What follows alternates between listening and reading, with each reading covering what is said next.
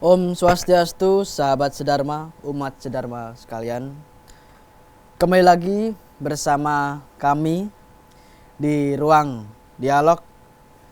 Di sini kita akan menggali mengenai nilai-nilai luhur dalam kehidupan kita. Hari ini kita akan membahas bagaimana Tripramana itu dalam ajaran agama Hindu khususnya bisa menjadi landasan harmoni dalam hidup kita sehari-hari. Bersama saya di sini sebagai host yaitu Denas da Silva dan juga narasumber kita hari ini Mas Seka Satria dan Kak Putu Vedika. Mari kita sapa. Selamat siang Mas Seka dan Kak Putu Vedika. Bagaimana kabarnya? Om Swastiastu. Selamat siang Denas. Terima kasih.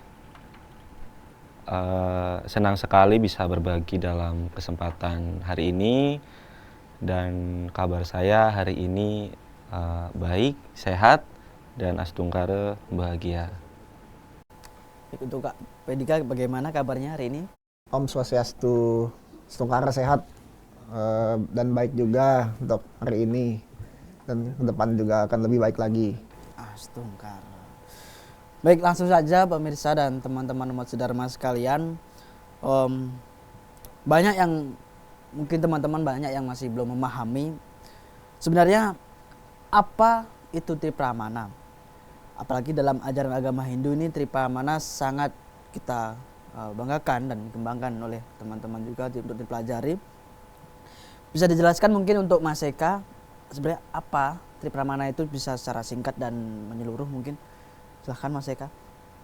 Oke, baik Denas. Jadi Tripramana adalah 3 alat atau sumber pengetahuan dalam ajaran agama Hindu, yang dimana Tripramana ini mempunyai bagian-bagiannya sendiri. Itu ada 3 bagian, yang dimana yang pertama itu pratyaksa, yaitu pengetahuan yang diperoleh melalui pengamatan langsung atau indera. Yang kedua itu ada anumana, yaitu pengetahuan melalui penalaran logis atau inferensi. Terus yang ketiga ada agama, yaitu pengetahuan dari kitab suci atau ajaran para guru spiritual.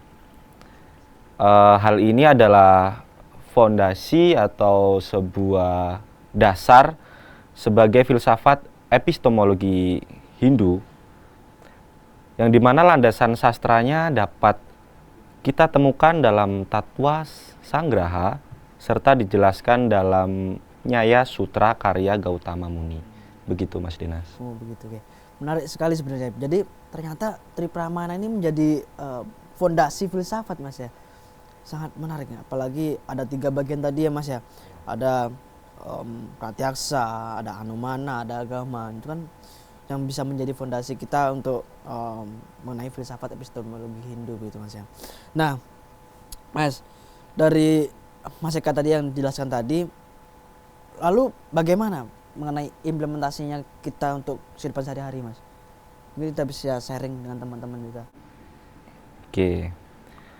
Jadi kita membahas tentang implementasi. Oke, hari ini kita akan merenungkan bersama satu konsep penting dalam sebuah epistemologi Hindu, yaitu Tripramana, yaitu pratyaksa, anumana, dan agama. 3 jalan ini bukan sekedar alat pengetahuan, tapi juga sebagai cermin yang membimbing cara kita berpikir, bersikap, dan bertindak baik dalam kehidupan sosial, lingkungan, maupun spiritual. Mari kita mulai dari pratyaksa dulu. Nah, pratyaksa ini adalah pengetahuan yang diperoleh melalui pengamatan langsung, yaitu pengalaman nyata. Dalam kehidupan sosial, pratyaksa mengajarkan kita untuk tidak terburu-buru menilai seseorang atau peristiwa hanya dari kabar angin atau asumsi. Kita diajak untuk melihat sendiri, menyaksikan fakta secara langsung. Seringkali konflik sosial muncul karena kita mudah terprovokasi tanpa melihat sendiri duduk perkaranya. Maka dari itu, Pratyaksa melatih empati dan kejujuran dalam bersikap. Namun, hidup tidak selalu memberikan semua bukti secara langsung. Disinilah Anumana berperan logika dan inferensi.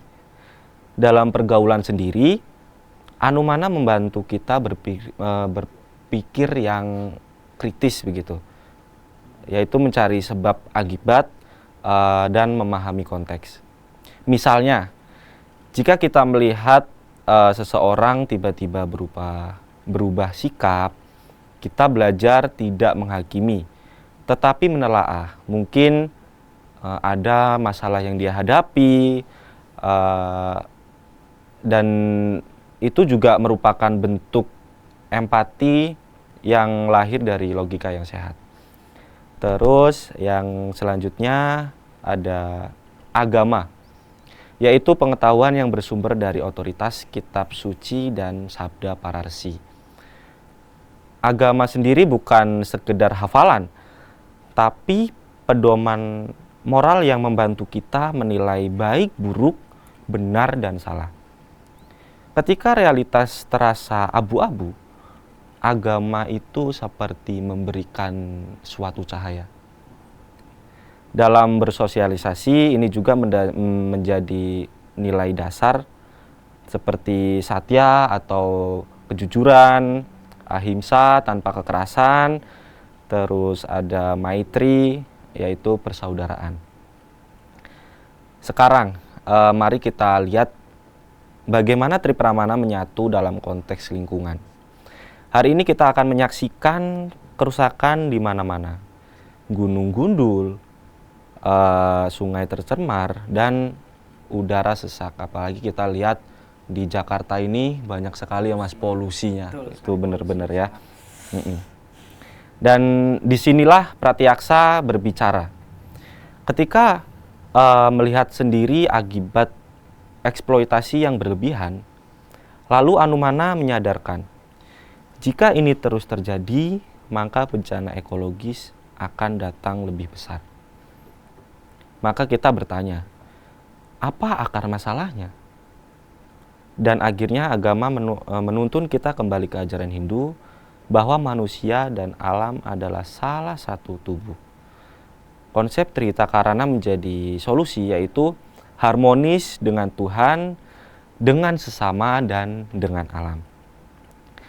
Tidak berhenti di situ, Tripramana juga relevan dengan perjalanan spiritual. Banyak orang hanya mencari kebenaran dari sebuah kitab suci.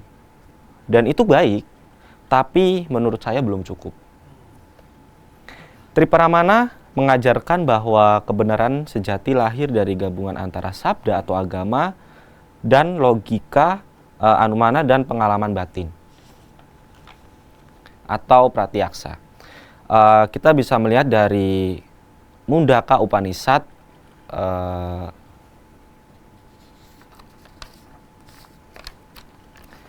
Mandala 1, Sukta 1, dan Mantra 4, di mana dikatakan Pariksya Lokan Karma Citan Brahmano Nirvedam Ayat.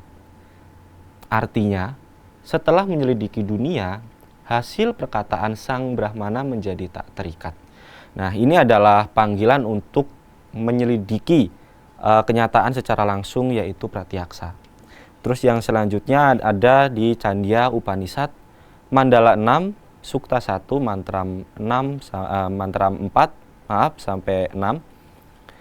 Dialog antara Udalaka dan Swetaketu tentang tanah liat dan tembikar adalah contoh penggunaan analogi untuk memahami Brahman, yaitu sebuah proses Anumana yang logis dan mendalam. Dan selanjutnya tersebut di dalam Brahadaranyaka Upanishad Mandala 2, Sukta 4, mantra 5, kita diajak Atma wa are drastawya Srotawyo mantawyo ni nididyasya tawya, yang artinya sang diri harus dilihat, didengar, direnungkan, dan direalisasikan. Inilah tahapan spiritual seperti Sruti atau kitab suci, Manana atau perundungan, dan Nidiyasana atau pengalaman langsung. Ketiganya adalah sebuah wujud nyata dari Tripramana dalam jalan spiritual. Dalam dunia yang penuh informasi, tapi minim kebijaksanaan, Tripramana menjadi sebuah penyeimbang agar kita tidak hanya tahu tetapi juga bijak. Agar kita tidak hanya percaya tetapi juga paham dan mengalami. Kebenaran bukan sekedar dogma yang dihafal, tapi sesuatu yang harus diselidiki, dipikirkan, dan diresapi dalam batin. Maka dari itu, mari kita bawa Tripramana ini dalam hidup kita sehari-hari. Dalam cara kita menilai orang, menjaga lingkungan, mencari kebenaran, dan membina hubungan dengan sesama. Jadikan pengalaman ini sebagai guru, logika sebagai penuntun, dan ajaran suci sebagai cahaya. Begitu, Mas Dena. Itu mantap sekali itu. Apalagi tadi apa kata-kata terakhir tadi? Jadikan pengalaman sebagai guru, lalu logika sebagai penuntun, dan ajaran suci sebagai cahaya. Wah, itu sangat menarik sekali, Mas. Menyentuh hati saya. Jadi kalau kita melihat dari konteks kekinian juga, Mas, ya, kita kan perlu menyeimbangkan lah apa dengan adanya ajaran-ajaran yang terdahulu yang menjadikan kita sebagai pedoman dengan kegiatan modernisasi sekarang ini gitu, Mas. Dengan maksudnya adalah dalam konteks kekinian, bagaimana Tripramana ini bisa kita terapkan, Mas. Contohnya dalam kehidupan sehari-hari. Misalnya nih, Mas, ketika kita menilai seseorang itu, Mas, dan atau kita membuat keputusan, itu Tripramana itu bagaimana kita untuk mengimplementasikan cara untuk membuat keputusan atau menilai seseorang, Mas? Baik, Mas Dinas. Menurut saya ini pertanyaan ini tuh sangat penting ya, dan menurut saya itu relevan juga di zaman sekarang ya. Terutama di mana informasi sangat cepat tersebar ya, Mas Dinas ya. Betul sekali. Tetapi tidak selalu disertai dengan kedalaman. Tripramana, Pratyaksa, Anumana, dan agama sesungguhnya adalah pondasi epistemologi yang dalam ajaran agama Hindu yang sangat aplikatif dalam kehidupan sosial. Dalam konteks kekinian, Tripramana mengajarkan kita untuk tidak terburu-buru menilai orang lain hanya dari satu sisi. Misalnya, ketika kita melihat seorang melakukan sesuatu yang tampaknya salah, kita diajak untuk tidak langsung menghakimi. Kita perlu menggunakan anumana kita atau logika kita atau bisa disebut penalaran kita untuk memahami konteks di balik tindakan tersebut. Apakah ada alasan atau tekanan tertentu?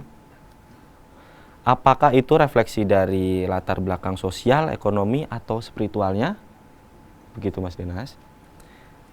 Dan yang paling penting, agama Pramana yaitu ajaran suci dan kebijaksanaan para resi menjadi pedoman etika moralitas kita. Dan menurut saya hal ini juga bukan hanya tentang spiritualitas semata ya, Mas Dinas ya, tetapi tentang pendekatan bertahap dalam memahami kenyataan secara utuh, yaitu mendengar ajaran suci, merenung secara logis, dan kemudian mengalami sendiri melalui pengamatan langsung. Jadi ketika kita menghadapi suatu konflik sosial, biasanya perbedaan pendapat atau bahkan gesekan nilai dari masyarakat, Tripramana bisa membimbing kita untuk tidak reaktif tetapi reflektif. Itu dua kalimat yang berbeda ya, Mas Dinas ya. Kita di mana itu diminta untuk melihat, menalar, lalu menimbang dengan hati nurani yang dibentuk oleh ajaran suci. dalam konteks ini ajaran Tatwam Asih dan Chandogya Upanishad juga sangat penting bahwa yang ada di hadapan kita adalah bagian dari diri kita juga. Maka menilai dengan orang lain dengan Tripramana bukan hanya soal mencari benar atau salah, tetapi membentuk kesadaran sosial yang penuh welas asih dan keadilan. Itulah mengapa saya yakin sekali jika generasi muda Hindu mampu menerapkan Tripramana secara konsisten, maka kita tidak hanya membentuk masyarakat yang cerdas, tapi juga masyarakat yang bijaksana. Begitu Mas Dinas. Sangat kompleks sekali penjelasannya Mas ya. Terima kasih sekali Mas. Dan ada sedikit pertanyaan Mas, mohon maaf ya Mas ya. Jadi tadi sempat dijelaskan juga sama Mas ya. Menurut Mas nih, kenapa pengamatan langsung atau pratyaksa tadi Mas tidak cukup untuk melihat realitas gitu Mas? Kenapa harus ada peran yang lainnya begitu? Jadi apa peran pentingnya Anumana dan agama itu dalam menyempurnakan cara kita untuk menilai sesuatu, untuk memahami sesuatu? Sedangkan pengamatan langsung pun sebenarnya menurut saya bisa untuk jadikan sebagai saya memahami ini, saya sudah tahu ini karena saya mengamati secara langsung. Tapi ternyata dalam Tripramana itu tidak utuh sebaiknya gitu, karena harus melewati berbagai 3 tahapan tersebut. Nah menurut Mas nih, mengapa pengamatan langsung itu tidak cukup hanya mengamati secara langsung untuk menilai sesuatu Mas? Oke, baik.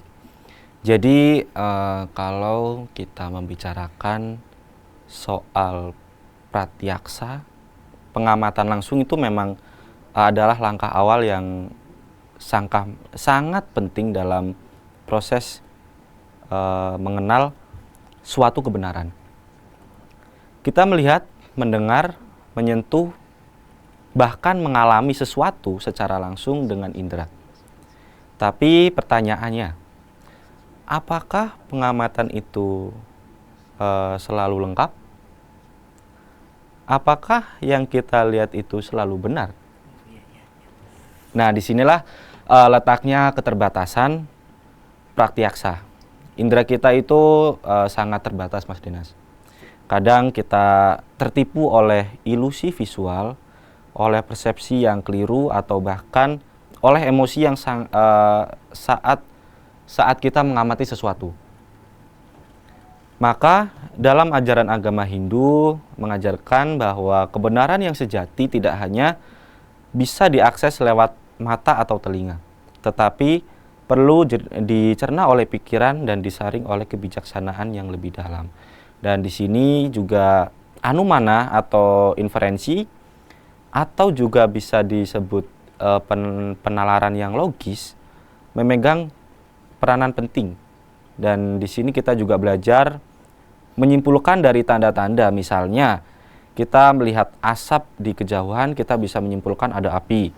Atau ketika kita melihat seorang diam, kita bisa bertanya dalam hati, apakah ia sedang merenung atau justru sedang kecewa. Itu tidak bisa hanya dilihat, tapi harus dianalisis dengan nalar. Dan di sini dalam Chandogya Upanishad Mandala 6 Sukta 1 mantra 4-6 ini ada contoh menarik Mas. Dan di sini disebutkan Udalaka menggunakan analogi tanah liat dan tembikar untuk menjelaskan esensi Brahman. Itu adalah sebuah penalaran yang filosofis, ya, yang dimana itu anumananya berfungsi Mas, yang membantu muridnya memahami suatu yang tidak kasat mata. Namun anumana tidak bisa berdiri sendiri, karena penalaran bisa meleset jika tidak ada landasan nilai. Maka agama atau sabda pramana menjadi penopang yang sangat esensial. Ia merujuk pada sabda suci, ajaran kitab-kitab Weda, Upanishad, dan ajaran para resi atau guru spiritual. Tanpa agama, kita bisa terjebak pada penalaran egoistik yang menyesatkan. Oke, yang selanjutnya itu ada Brahadaranyaka Upanishad, Mandala 2, Sukta 4, Mantra 5. Dengan sangat jelas mengajarkan struktur belajar spiritual. Srotawyo, Mantawyo, Ninditas, Sitawya, yang dimana artinya sang diri atau Atman harus didengar, direnungkan, dan direalisasikan. Artinya ketiga ini saling melengkapi, Mas Dinas. Jadi Tripramana ada dalam Hindu bukan hanya 3 alat yang berdiri terpisah, tetapi saling menyempurnakan. Pratyaksa mengawali, Anumana menajamkan, dan agama itu sebagai penuntunnya. Gitu Mas Dinas. Dan kalau hanya mengandalkan penglihatan, kita bisa mudah tertipu. Tapi dengan logika yang terasa dan nilai-nilai sebagai penuntun, kita bisa mengenali realitas yang lebih dalam, bukan hanya fakta yang tampak, tetapi kebenaran yang bermakna, gitu Mas Dinas. Ya, terima kasih Mas Eka. Penjelasannya sangat benar-benar sangat memuaskan ini. Terlebih lagi untuk teman-teman mungkin pasti memiliki pertanyaan seperti ini, Mas. Ini pesan juga dari teman-teman bahwa kita sudah membicarakan ini panjang lebar segala macam.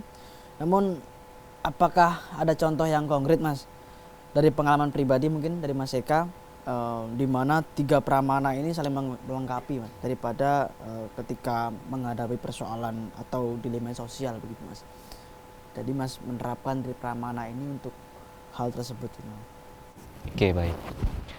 Jadi salah satu contoh konkret yang sangat berkesan bagi saya adalah saat saya menjadi bagian dari panitia desa adat, di mana kami harus memutuskan apakah seorang warga yang memiliki latar belakang bermasalah boleh kembali aktif dalam kegiatan sosial dan keagamaan. Secara pratyaksa yang kami lihat secara langsung, orang ini belum pernah terlibat konflik dengan masyarakat. Bahkan sampai sempat dijauhi. Banyak yang menilai dari luarnya saja dan masa lalunya, dan langsung menolak keterlibatannya gitu, Mas. Tetapi saya tidak ingin berhenti di situ saja. Saya menggunakan Anumana dengan memulai menggali informasi, mengamati sikap terbarunya, melihat perubahan dalam perilakunya, mendengar dari keluarganya, dan membandingkan dengan proses pemulihan yang dia jalani. Saya menyimpulkan bahwa ia telah benar-benar berubah dan menyesali masa lalunya. Namun, yang paling menuntun saya dalam mengambil keputusan adalah agama. Dalam Bhagavad Gita Adhyaya 5 Sloka 18, Krishna bersabda, Widya Winaya Sampani Brahmani Gavi Hastini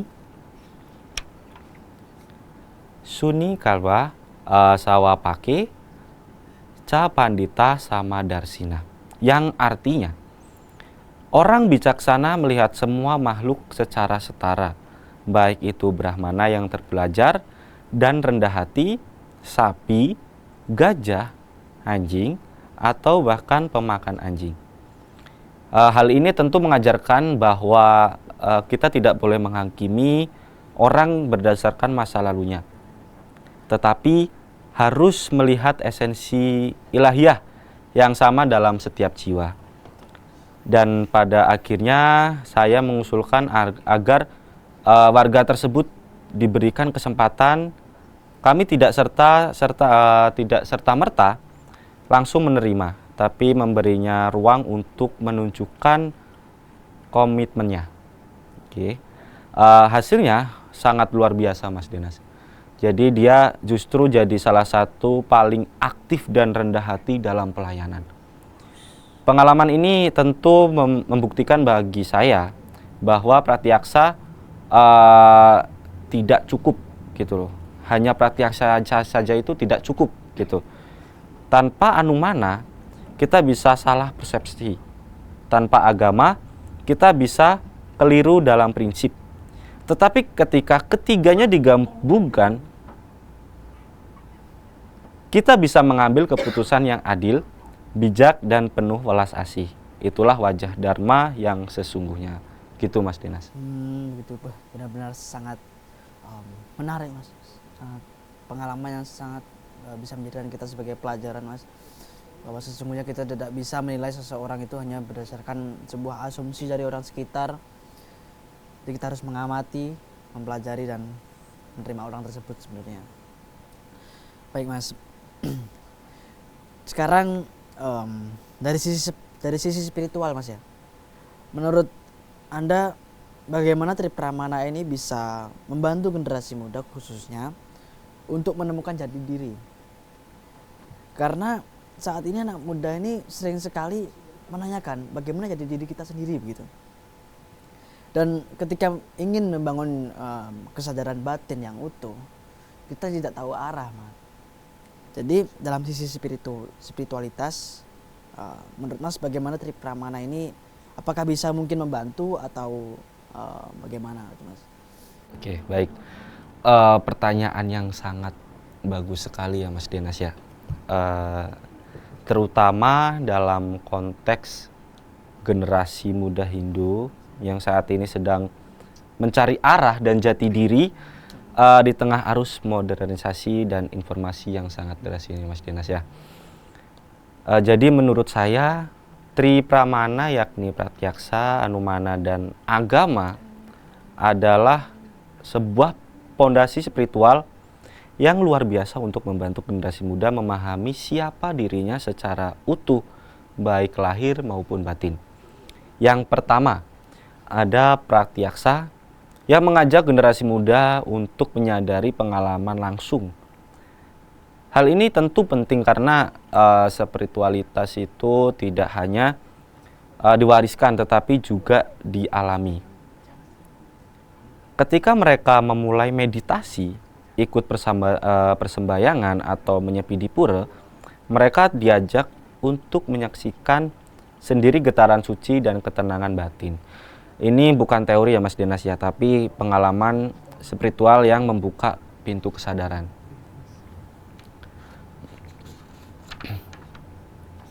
Lalu yang kedua ada Anumana yang membantu generasi muda untuk tidak menjadi pengikut buta. Mereka diajak berpikir kritis dan menganalisis. Apa makna hidupku? Mengapa aku harus sembahyang? Apa tujuanku di dunia ini? Nah, jadi proses berpikir ini membentuk keyakinan yang tidak hanya dangkal, tetapi bersumber dari perenungan pribadi. Yang ketiga itu ada agama yang memberikan sebuah fondasi nilai yang tidak tergoyahkan. Ketika generasi muda ragu atau bingung dalam menghadapi kehidupan, teks-teks suci seperti Bhagavad Gita, Upanishad, atau Tatwa Janana bisa menjadi kompas moral dalam spiritualitas. Dan pada akhirnya sebuah jati diri itu bukan semata soal identitas lahiriah, tetapi kesadaran mendalam bahwa Atman adalah satu dengan Brahman. Ketika ini disadari bukan hanya dipikirkan saja, tetapi juga di hati, maka disitulah sebuah pribadi Hindu yang utuh dan bijak dalam pikiran, lembut dalam tindakan, dan teguh dalam dharma. Begitu Mas Dinas. Baik. Terima kasih Mas Eka atas selama ini penjelasan yang membuat kita sadar sebenarnya mengenai Tri Pramana ini, bahwa dalam kehidupan sosial khususnya kita semua, kita tidak bisa hanya mengandalkan apa yang tampak di permukaan saja, tetapi Tri Pramana ini melalui pengamatan, penalaran, dan landasan yang sastra atau agama ini membentuk cara kita untuk memahami sesama dengan yang lebih bijaksana begitu teman-teman. Tapi kalau kita tarik lebih luas lagi, rekan-rekan yang menonton kali ini mungkin juga ingin mengetahui bahwa kehidupan kita hari ini bukan cuma tentang interaksi sosial saja, tapi juga tentang bagaimana kita berhadapan dengan dunia yang terus sehari-hari berubah, yang dimana di era penuh dengan informasi, tekanan hidup, bahkan krisis lingkungan, manusia ini sering banget kehilangan arah gitu. Apalagi kasus sekarang marak sekali di Bali Mas ya, banyak sekali kasus bunuh diri dan segala macam itu sebenarnya kurang memuaskan untuk kita semua. Salah satu permasalahan yang perlu kita hadapi saat ini, mungkin dengan Tri Pramana kita juga bisa menghadapi dengan masalah-masalah yang ada di Bali khususnya hari ini. Dan di titik inilah saya ingin mengajak Kak Putu Vedika, bagaimana sebenarnya Tri Pramana itu bisa hadir sebagai filter atau kompas moral di tengah situasi modern yang serba cepat dan seringkali menjauh dari nilai-nilai modern ini. Baik, Kak Vedika, kita tahu bahwa kehidupan sekarang ini sangat kompleks ya. Jadi dengan adanya penuh tekanan, adanya informasi yang berlimpah, lalu ada nilai-nilai moral yang mulai tergerus. Jadi dalam konteks itu, menurut Kak Vedika ini, bagaimana Tri Pramana ini menjadi filter atau sekaligus kompas moral atau penyaring dalam kehidupan modern ini, Kak Vedika? Terima kasih, ini pertanyaan yang sangat relevan dengan tantangan zaman kita hari ini. Saya melihat bahwa Tri Pramana Pratyaksa atau pengamatan langsung, Anumana penalaran logis, dan agama otoritas wahyu bukan hanya instrumen epistemologis dalam filsafat Hindu, tetapi juga bisa kita maknai sebagai kompas moral yang hidup, terutama di tengah derasnya arus informasi dan krisis di era modern. Pertama-tama, Pratyaksa mengajarkan kita untuk tidak langsung percaya begitu saja pada informasi atau situasi yang tampak di permukaan. Banyak orang hari ini langsung bereaksi hanya dari apa yang mereka lihat atau baca di media sosial. Padahal dalam ajaran Hindu kita diajak untuk melihat dengan kesadarannya, bukan hanya dengan mata. Dalam Mundaka Upanishad 1.1.4 disebutkan, Pariksya lokan karmacitan brahmano nirwedam ayat. Dalam artinya, setelah menyelidiki dunia, diperoleh melalui tindakan atau karma, sang brahmana menjadi tak terikat. Ayat ini mengajarkan pentingnya pengamatan yang mendalam, bukan sekedar melihat, tapi menyelidiki, memahami. Maka dari itu Pratyaksa menjadi tahap awal agar kita tidak tergelincir oleh ilusi. Lalu datanglah Anumana, yaitu penataran logis yang sangat penting di era informasi. Kita diajak berpikir, apakah informasi ini masuk akal? Apa sebab akibatnya?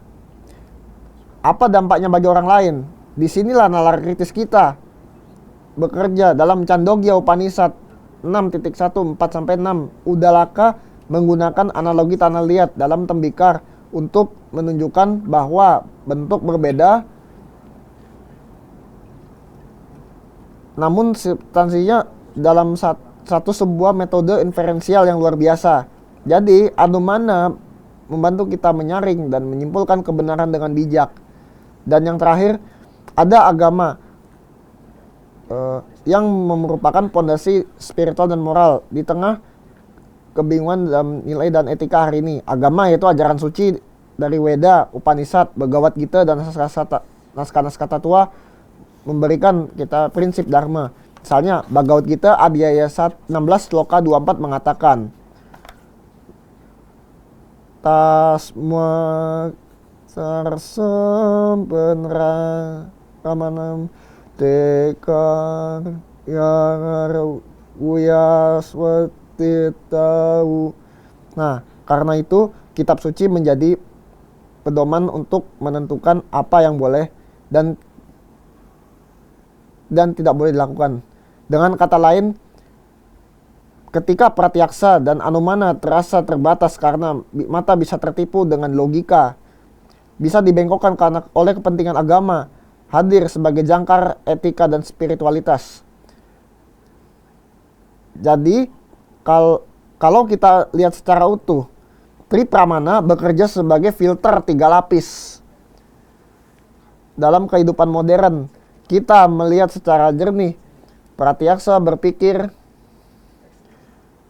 secara kritis dan mendalam atau anumana, lalu menyelaraskan tindakan dengan nilai-nilai luhur, dharma atau agama. Ini bukan teori semata. Ini adalah jalan praktik spiritual dan sosial yang sangat relevan untuk generasi saat ini agar tetap bijak, tenang, dan berpijak pada kebenaran sejati. Dan dalam konteks kompleksitas zaman ini, Tri Pramana menjadi seperti Trikala, jenana panduan yang mampu menembus masa lalu, sekarang, dan masa depan. Bila kita jalani dengan kesadaran penuh.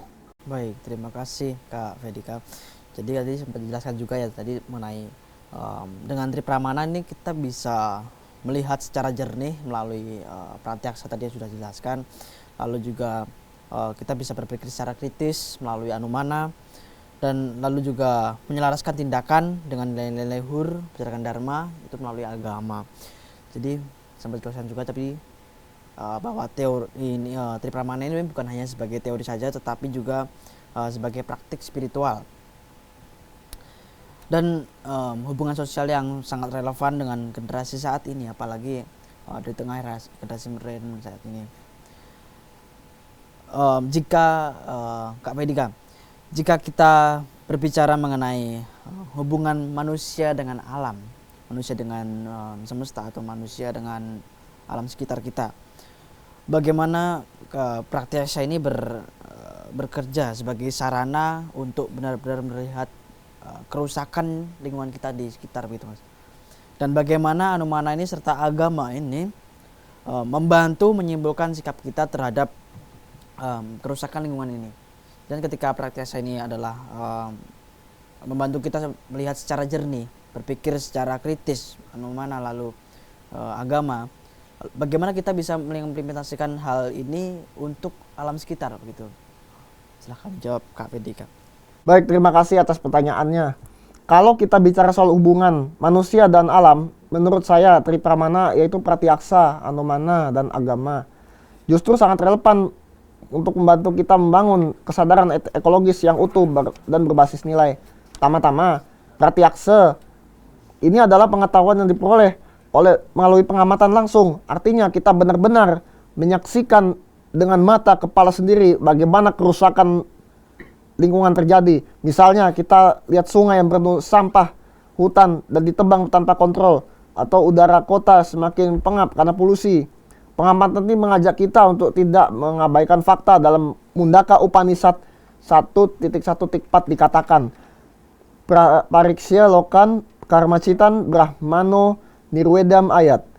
Artinya seorang pencari kebenaran sejati harus menyelidiki hasil-hasil dari perbuatan duniawi lalu mengembangkan ketidakterikatan.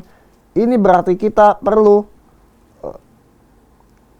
menyelidiki secara sadar kenyataan di depan mata, termasuk kondisi alam yang rusak akibat tindakan manusia.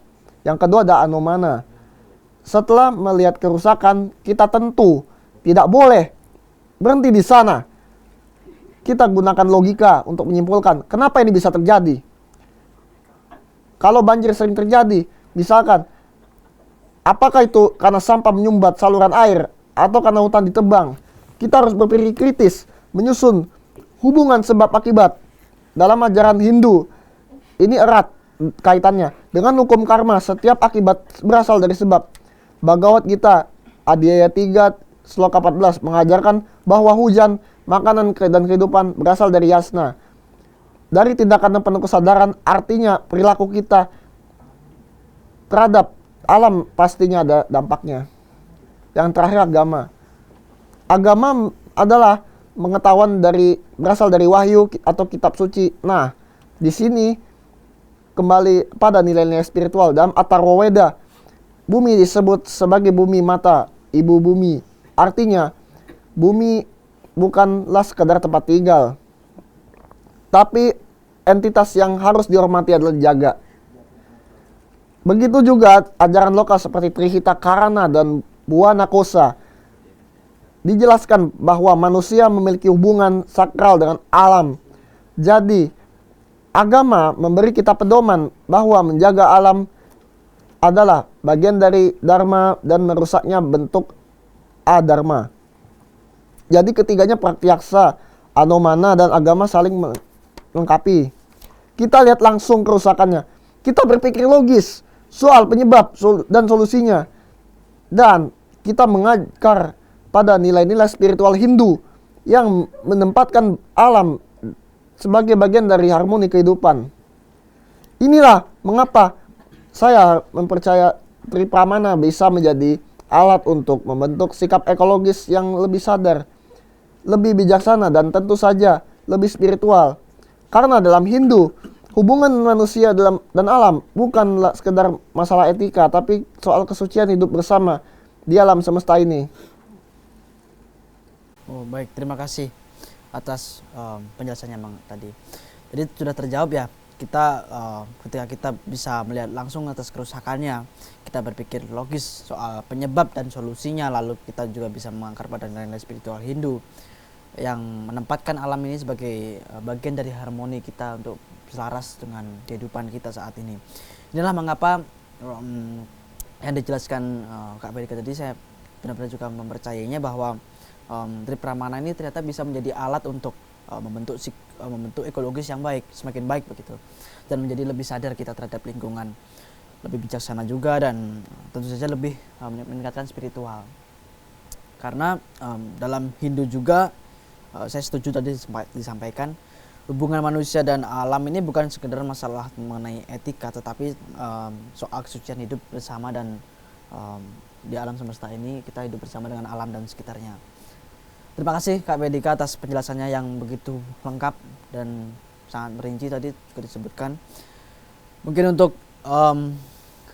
sebelum sebagai penutup lah, saya ingin bertanya sedikit saja, satu pertanyaan terakhir Mas Eka.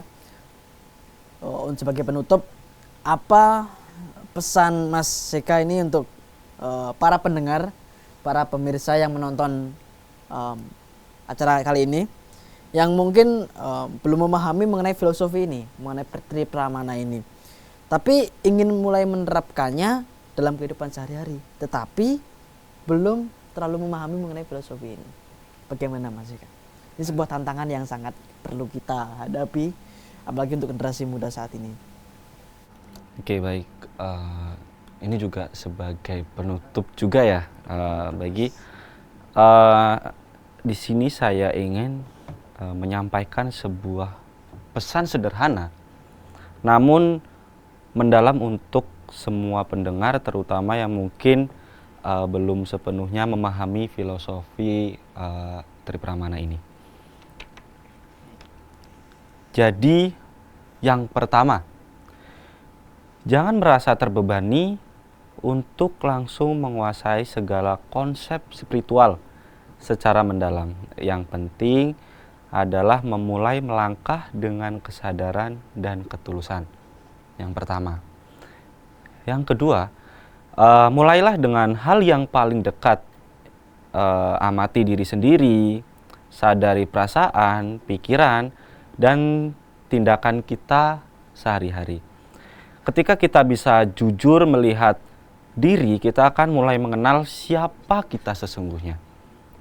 Kemudian gunakanlah akal sehat dan hati terbuka untuk merenungkan makna dari pengalaman itu. Jangan ragu untuk bertanya, mencari, dan belajar dari sumber yang terpercaya. Dan jangan lupa berpeganglah pada nilai-nilai luhur yang diajarkan oleh kitab suci dan para guru spiritual sebagai panduan agar langkah kita tetap pada jalan dharma. Dan perlu kita ingat bahwa perjalanan spiritual adalah sebuah proses yang berkelanjutan. Tidak ada yang instan gitu Mas Dinas. Jadi dengan niat yang kuat dan langkah yang konsisten, kita akan menemukan kedamaian dalam diri kita sendiri, harmoni dengan sesama, dan keharmonisan dengan alam sekitar. Dan kita berdoa semoga kita semua diberkahi kekuatan untuk terus belajar dan berkembang, serta mampu menjadi pribadi yang membawa kebaikan bagi diri sendiri dan bagi dunia. Begitu, Mas Dinas. Terima kasih sekali, masih banyak Mas Eka dan Kak Putu Vedika. Mari tepuk tangan untuk kedua narasumber kita. Jadi terima kasih sudah menyampaikan wawasannya, menyampaikan pengalamannya yang sangat berharga tentunya mengenai Tripramana dan bagaimana ajaran ini dapat menjadi pedoman hidup yang membangun harmoni dalam diri kita sendiri. Bahkan dengan alam juga, membangun harmoni dengan sesama, membangun harmoni dengan alam dan diri kita. Semoga apa yang telah kita dengar hari ini bisa menjadi inspirasi, mulai mengamalkan nilai-nilai luhur ini dalam kehidupan sehari-hari, meskipun langkah kecil tapi penuh dengan makna gitu. Untuk para pendengar, jangan lupa terus buka hati dan pikiran untuk belajar, bertanya dan berproses dalam perjalanan spiritual, baik itu masing-masing maupun dengan alam sekitar. Sampai jumpa di kesempatan berikutnya. Namun sebelum menutup acara kali ini, izinkan saya mengutip atau menyampaikan sedikit kesimpulan dari kedua narasumber yang telah menyampaikan, yang dimana Tripramana Pratyaksa ini adalah pengamatan langsung, lalu penalaran logis ini adalah bagian dari Anumana, dan agama adalah otoritas dari kitab suci, yang merupakan ini adalah 3 sumber pengetahuan utama dalam ajaran Hindu yang membentuk fondasi epistemologi dan menjadi pedoman dalam berpikir, bersikap, dan bertindak, baik di ranah sosial, lingkungan, maupun di ranah spiritual. Ketiganya ini bukan sekedar alat, namun saling melengkapi dan membimbing manusia untuk memperoleh pemahaman yang lebih utuh dan bijaksana, yang dimana Pratyaksa ini mengajarkan pentingnya pengalaman dan pengamatan langsung sebelum menilai sesuatu, sehingga dapat mendorong kejujuran dan rasa empati kita gitu. Yang kedua mengenai Anumana, pada pemikiran kritis ini yaitu Anumana dan analisis logis, jadi bisa membantu kita memahami antara sebab dan akibat di konteks atau di balik setiap peristiwa. Dan untuk terakhir adalah agama, yaitu memberikan landasan moral dan nilai-nilai luhur dari kitab suci, serta ajaran yang dimana para guru spiritual ini dijadikan sebagai cahaya penuntun dalam menentukan benar atau salah, atau baik atau buruk. Demikian rangkaian mimbar kita pada hari ini dengan membahas mengenai ajaran Tripramana sebagai pedoman hidup untuk membangun harmoni dalam diri dengan sesama dan juga dengan alam. Saya mengucapkan terima kasih kembali lagi kepada kedua narasumber atas penjelasannya dan yang banget saya banggakan dan sangat menginspirasi. Semoga kita bisa dapat mengambil hikmah dan mulai menerapkan nilai-nilai tersebut yang sudah disampaikan tadi. Terima kasih juga saya sampaikan kepada para hadirin yang sudah ikut hadir dan menyimak secara baik, dan saya mengucapkan sampai jumpa di mimbar berikutnya. Tetap semangat dan terus jaga harmoni dalam hidup, dan salam damai. Om Santi. Om Santi.